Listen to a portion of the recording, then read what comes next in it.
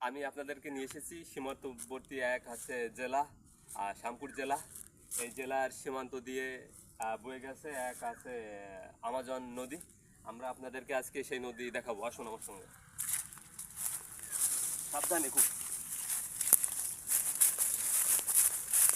এই যে এই আমাজন নদীতে দেখছেন, এতে এতে কিন্তু অসংখ্য পোকামাকড়, মাছ, কুমির থাকে।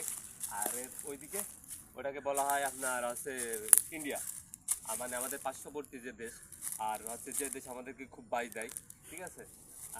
এই এই যে এই দেখছেন এই নদী, এই নদীতে একসময় এখানে জাহাজ ভিড়তো, কিন্তু এখন আপনার এখানে মানে ইয়ের জন্য কি বলে এগুলা, এগুলোর নাম আমার সঠিক মনে নেই, ঠিক আছে।